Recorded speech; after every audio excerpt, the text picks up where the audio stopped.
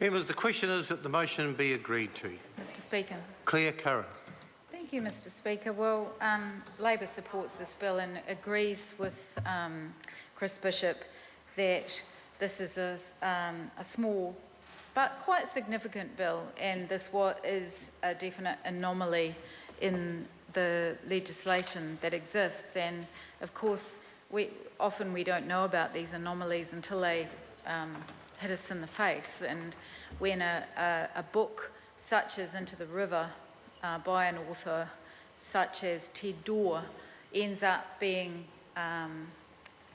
temporarily banned, and I know that it wasn't an actual ban, but temporarily taken out of the community, then it raises issues of that are bigger than what one would think, and issues that relate to civil liberties, freedom of speech, and community standards, and where we are as a society, and causes us to do quite a bit of reflection. So I commend the member on this bill. Genuinely, I think that this is a small but significant piece of legislation which we should take to Select Committee and scrutinise, not just this individual instance, but the wider issues that surround it and what they mean, and where we sit as a society in terms of our community standards, our children's access to information, the information that that is important for growing up, and how and then the processes around how a book like this can end up in the situation that it ended up in. I asked the Parliamentary Library actually to give me a list of the books in New Zealand that have been banned, and curiously a long list has come back today, much longer than I actually thought it would be. I think I've counted up 180 books that have been banned since 1963, between 1963 and 1994. I'm not quite sure why I only got to 1994, but they, and I don't really want to read out the titles of many of them, but clearly, and this is banned by the Indecent Publications Tribunal, and I guess the question I was asking myself was, well, what does it take to actually ban a book in this country? And it's clearly, I will read out the titles of a couple. Secrets of Methamphetamine Manufacture, including recipes for MDA, ecstasy and other psychedelics. Well, that's a good one to read out. And Kitchen Improvised Plastic Explosives was another one.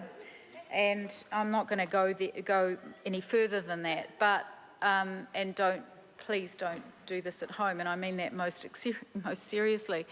But the question is that there are reasons why, and good reasons why, some things get banned.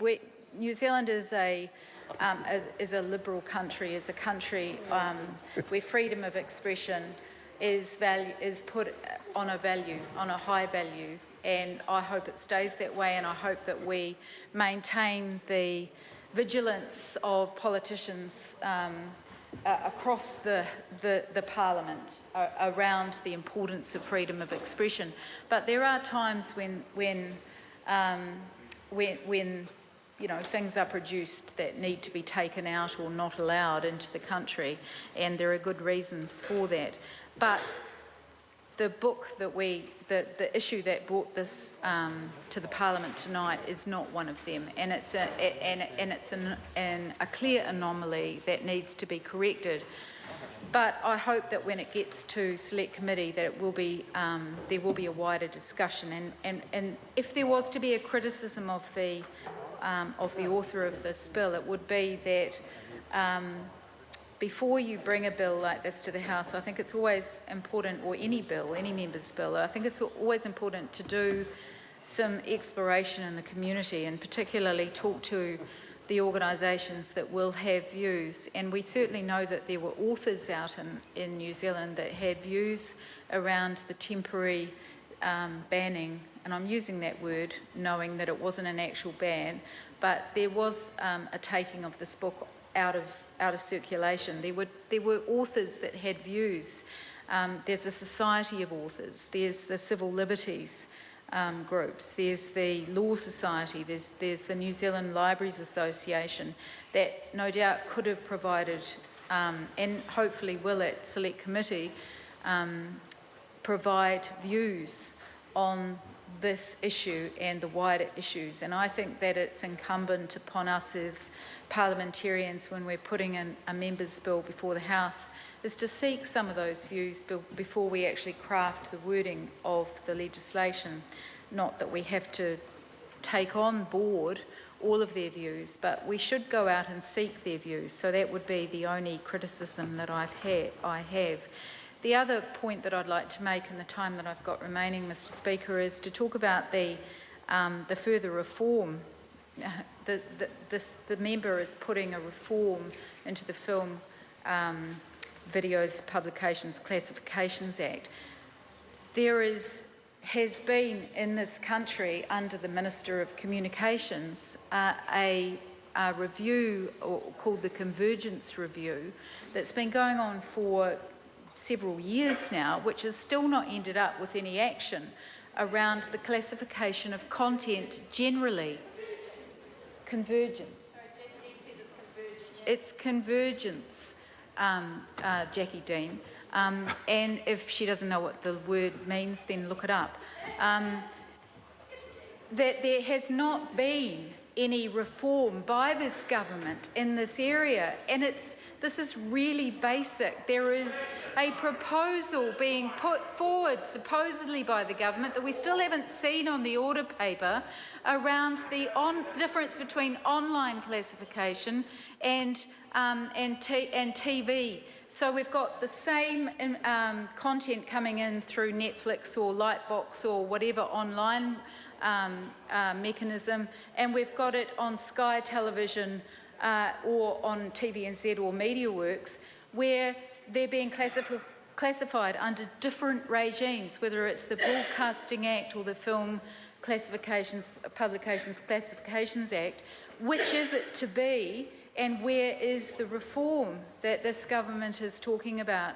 And clearly we're not going to get that legislation through before the end of this parliamentary term, and what that shows is a paucity of ideas and vision and, well, action coming from the Minister of Communications and Broadcasting, who clearly hasn't been able to bring together any convergence, any real actions in the convergence space since she has been the Minister. And I think that is very telling.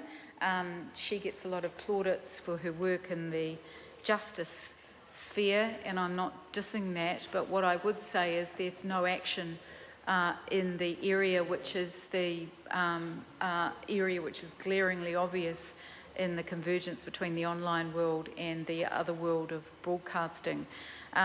Thankfully, we've got a small but significant piece of legislation before us today, which is going to likely go to Select Committee. Labor supports this bill to Select Committee. We'd like to see there to be a wider discussion being held around convergence, which may be able to be sparked at Select Committee on this piece of legislation. Ted Dawes' book, it's often a book, it's a book aimed at 14 or young people, which is dealing with some real issues affecting young people, which has sparked a bigger conversation. What better for the convergence discussion for this to be the spark that might light a bigger fire? So I commend this bill to the House.